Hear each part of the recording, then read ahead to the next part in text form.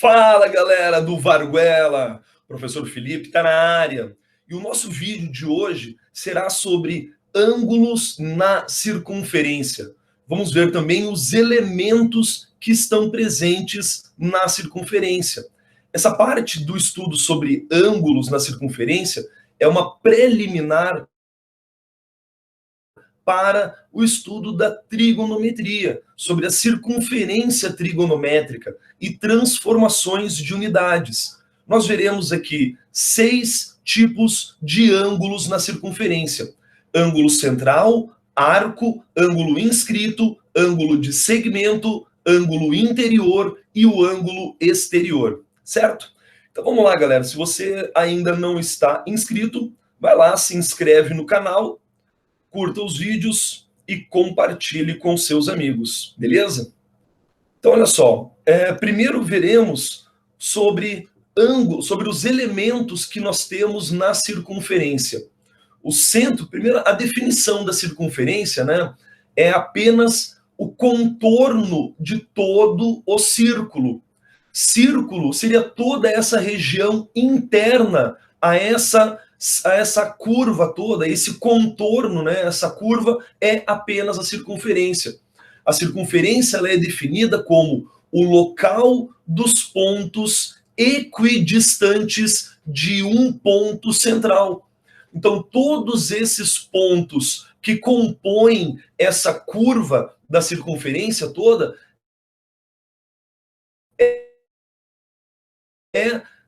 são desse ponto O, que é o centro, né? E a essa distância nós determinamos como sendo o raio da circunferência. No estudo da geometria analítica, para que a circunferência esteja bem definida, você deve ter então as coordenadas do centro dela e o tamanho do raio, ok? Agora, se você pegar 2 pontos da circunferência, não interior e não exterior, mas em cima da curva da circunferência, como o ponto C e o ponto D, e traçar um segmento de reta que liga eles, o nome desse elemento vai ser então uma corda da circunferência. E a maior corda que a circunferência vai poder ter é o diâmetro. Aqui, como exemplo, o segmento BE. B é um ponto da circunferência, E é outro ponto da circunferência. Então, é uma corda, né? A maior corda é o diâmetro, aquela corda que passa pelo centro da circunferência, ok? Agora, se você pegar 2 pontos da circunferência, como o ponto D e o ponto e um pedacinho da circunferência, não o segmento em linha reta, e sim um pedaço da circunferência, vai ser então o arco da circunferência. Essa circunferência, esse arco, pode ter uma medida em graus ou radianos, ou ainda ser calculado o comprimento desse arco, como se fosse uma formiguinha caminhando em cima desse comprimento, em cima desse arco da circunferência. Ok?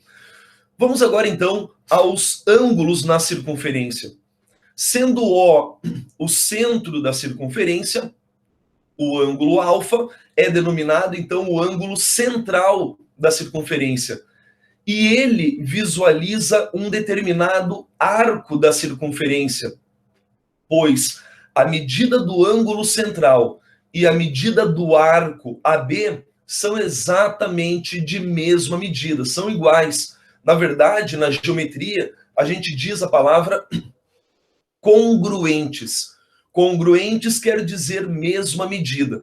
Então, o ângulo central alfa e o arco da circunferência AB são congruentes, são de mesma medida. São os 2 primeiros elementos, os 2 primeiros ângulos que nós veremos. Ângulo central e arco de mesma medida. Agora, se esse vértice do ângulo for um ponto em cima da circunferência, então nós estaremos construindo um ângulo inscrito, aqui determinado pelo ângulo beta. E esse ângulo beta, com o vértice no ponto P, que é um ponto em cima da circunferência, ele acaba visualizando um determinado arco AB, pois esse ângulo beta, o ângulo inscrito, o valor dele vai ser a metade do arco que ele observa. Agora, como o arco AB e o ângulo central alfa são de mesma medida, e o ângulo inscrito beta é a metade do arco, ele também pode ser a metade do ângulo alfa, já que ângulo alfa e arco são de mesma medida, ok? Agora, veja, o ângulo alfa é o ângulo central. O arco AB tem mesma medida do ângulo central alfa. E aqui o ângulo beta, sendo o ângulo inscrito, ele é a metade ou do arco ou do ângulo central, certo? Bom, agora, se esse ponto do vértice do ângulo estiver ou no próprio ponto A ou no próprio ponto B, que é o início ou o final do arco, você está fazendo então o ângulo de segmento, ou também conhecido como ângulo semi-inscrito. Ele acaba sendo um caso particular do ângulo inscrito, só que o vértice não vai estar em qualquer ponto sobre a curva da circunferência. Ele vai ser ou o próprio ponto A ou o próprio ponto B. Só tem dois pontos para ser o vértice desse ângulo de segmento, o A ou B, que é o início ou o final desse nosso arco, ok? Ele aparece muito pouco nos vestibulares, beleza? Mas como ele é um caso particular do ângulo inscrito, e o inscrito é a metade do arco, esse ângulo de segmento também será a metade do arco AB, ok? Agora veja uma curiosidade. Se o ponto O é o centro da circunferência, então o segmento AB é um diâmetro. Então o arco AB será um arco de 180 graus, que seria uma semicircunferência. Se nós construirmos um ângulo inscrito, um ângulo com o vértice sendo um ponto em cima da circunferência, esse ângulo inscrito, ele tem que ser a metade do arco que ele consegue observar. Se o arco que ele está observando é um arco de 180 graus, então a metade de 180 deverá ser um arco de um ângulo de 90 graus. A metade do 180 é 90. E aí nós estaremos então com um triângulo retângulo, pois o ângulo será um ângulo reto de 90 graus. E isso vai acontecer com qualquer ponto que eu considere em cima dessa semicircunferência. Desde que ele visualize o arco AB de 180 graus, ele deverá ser então a metade dele, valendo então 90 graus. E aí será um triângulo retângulo, ok? Veremos agora então os outros dois tipos de... antes ainda, sobre esse arco AB, notem que todos esses pontos P, eles estão em cima da circunferência. Então, eles são exemplos de ângulos inscritos. Então, cada um desses ângulos beta serão a metade do arco AB. Então, são exemplos de ângulos inscritos que visualizam o mesmo arco AB. Então, esse arco AB, ele é chamado de arco capaz. Ok? E veremos agora, então, os últimos dois tipos de ângulos. O ângulo interior e o ângulo exterior. quando o vértice do ângulo não é nem no centro e nem em cima da circunferência, esse vértice pode estar dentro da circunferência ou fora. Se ele estiver dentro da circunferência, ele será chamado ângulo de vértice interior, ou ângulo excêntrico interior, ou apenas ângulo interior. As duas cordas AD e BC são concorrentes e elas se encontram no ponto P. Bom, elas acabam formando 4 ângulos que são iguais, né, congruentes de 2 a 2. Aqui nós temos o ângulo alfa, que é o ângulo interior, mas OPV, oposto pelo vértice, nós temos outro ângulo alfa de mesma medida.